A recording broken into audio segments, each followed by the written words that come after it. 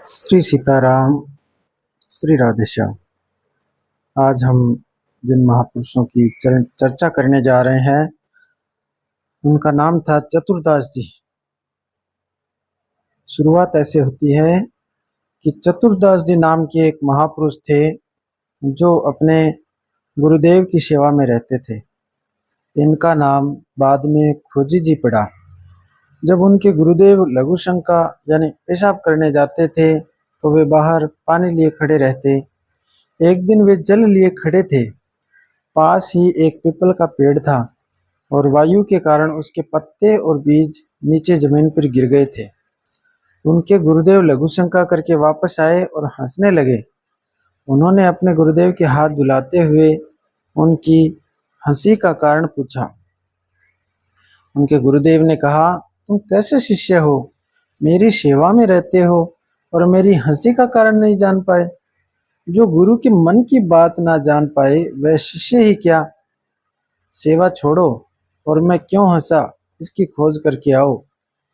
गुरुजनों की सेवा करना बहुत कठिन है। खोजी जी यानी चतुरदास जी के गुरुदेव ने उनसे कहा, तुम्हारी बुद्धि अब मेरी सेवा की अधिकारी नहीं है।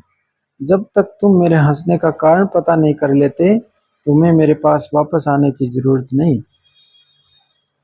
उन्होंने अपने गुरुदेव को साष्टांग दंडवत किया और उनकी आज्ञा का पालन करने के लिए चल दिए। अब उन्हें जहां भी संत महात्मा मिलते वे विनम्रता पूर्वक उन्हें दंडवत करते और पूछते, मेरे गुरुजी ने लघु शंका करते समय हंस दिया, इसका क्या कारण था? सब संत उनसे कहते, हमसे गीता की बात पूछो, भागवत की बात पूछो, वेदों के बारे में पूछो, लेकिन तुम्हारे गुरुजी क्यों हंसती है ये हमें क्या पता।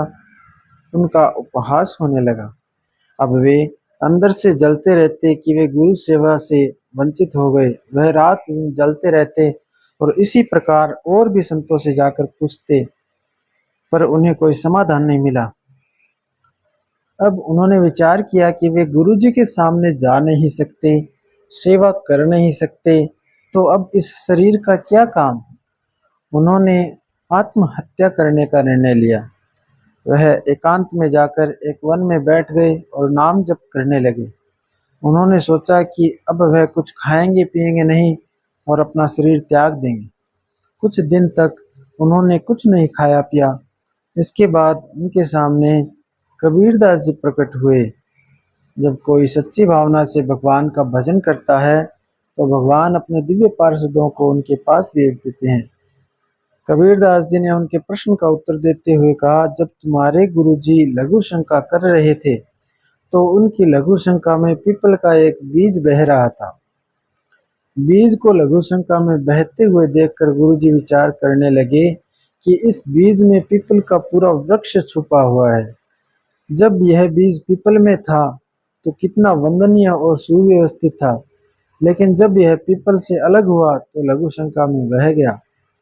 कबीरदास जी ने उन्हें समझाया, इसका मतलब है कि पीपल का वृक्ष साक्षात ब्रह्म है और उसका अंश जीव है। जीव जब अविद्या के कारण ब्रह्म से अलग हो जाता है तो आसक्त होकर मलमूत्र के द्वारों में बह जाता है। अगर वह ब्रह्म से जुड़ा रहे तो वह ब्रह्ममय और पूजनीय हो जाता है। जब जीव ब्रह्म से अलग हो जाता है तो मलमूत्र के शरीर में आसक्त होकर मलमूत्र के द्वारों को भोगने में पूरा जीवन नष्ट कर देता है। जब जीव प्रभु से विमुख हो जाता है तो उसकी यही दुर्गति होती है। जैसे पीपल के वृक्ष से वह बीज जब अलग हो गया तो लघु शंका के प्रवाह में बह गया, वरना उसमें एक महान वृक्ष छुपा हुआ था। ऐसे ही जीव जब भगवान से विमुख हो जाता है तो वह मलमूत्र के द्वारों के सुखों में बहने लगता है। खोजी जी ने कहा, अरे मेरे गुरुजी के हंसने का इतना गूढ़ रहस्य था। अब खोजी जी का संशय मिट गया। वे अपने गुरुदेव के पास आए और उन्हें साष्टांग दंडवत किया। उन्होंने बताया कि कबीरदास जी ने उन्हें उनके प्रश्न का उत्तर दे दिया है। उनके गुरुदेव मुस्कुराए और उन्होंने कहा, एक प्रश्न ने तुम्हें सिद्ध बना दिया। अब आज से तुम हमारे समान सिद्ध हो गए हो। आज से तुम मेरे मन की सब बातें जान लोगे। खोजी जी के गुरुदेव भगवत चिंतन परायण रहते थे। जब उनका अंतिम समय आया, उन्होंने 1 घंटा बांध दिया और अपने शिष्यों से कहा कि जब उनका मोक्ष हो जाएगा तो घंटा अपने आप बज जाएगा। जब उनकी मृत्यु हुई तो घंटा नहीं बजा। इस पर सभी शिष्यों को आश्चर्य हुआ। सब शिष्यों को यह चिंता होने लगी कि क्या उनके गुरुदेव की सद्गति नहीं हुई। खोजी जी उस समय भ्रमण पर थे। जब वे वापस आए तो उन्होंने सब शिष्यों को उदास देखा। उन्होंने खोजी जी को सब कुछ बताया। खोजी जी ने उनसे पूछा, गुरुदेव का शरीर कहाँ छूटा? सबने उन्हें बताया कि गुरुदेव का शरीर आम के पेड़ के नीचे छूटा था। खोजी जी वहां गए और ठीक उसी स्थान पर लेट गए। उन्होंने ऊपर देखा तो वहां एक पका हुआ आम था। उन्होंने उस आम को तोड़ा और जैसे ही उस आम को चीरा तो उसमें से एक कीड़ा निकला और उसकी तुरंत मृत्यु हो गई। तब घंटा बज गया। उन्होंने सबको बताया कि गुरुदेव ने अपने अंतिम समय में पका हुआ आम देखा तो मृत्यु के समय उनका मन पके हुए आम में फंस गया और उन्हें एक कीड़े का जन्म लेना पड़ा।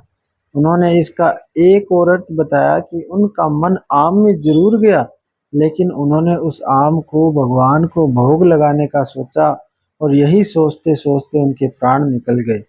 जब उनकी इच्छा पूरी करने के लिए भगवान उस कीट के अंदर परमात्मा के रूप में वह आम खाने आ गए। जब उस कीड़े की मृत्यु हुई तब परमात्मा रूपी प्रभु उसके शरीर से निकले और खोजी जी के गुरु से मिले और घंटा बज गया। श्री सीताराम, श्री राधे श्याम। इससे हमें कुछ सीख भी मिलती है कि मन बड़ा चंचल है। जिसका लक्ष्य भगवत प्राप्ति है उसे ध्यान रखना होगा कि अंतिम समय तक मन कहीं फंस न जाए। जिसका स्वभाव बन गया है कि वह हर व्यक्ति, वस्तु और स्थान में अपने प्रभु को ही देखता है, उसकी दुर्गति नहीं हो सकती। एक ये भी सीख मिलती है कि जो अपने गुरुदेव के शरण में रहकर उनकी आज्ञा के अनुसार चलता है, गुरु उसे अपने से भी ज्यादा महिमावान बना देते हैं। अगर खोजी जी को उनके गुरुदेव ने खुद से दूर रहने की आज्ञा दी तो उन्हें सिद्धों का सिद्ध भी बना दिया। इसलिए हमें चाहिए कि हम अपने गुरुदेव की आज्ञा में अपने जीवन को समर्पित करते हुए प्रियालाल के नाम, रूप, लीला और धाम में अपने मन को लगाएं। श्री राधे श्याम। हरे कृष्ण हरे राम हरे कृष्ण हरे राम।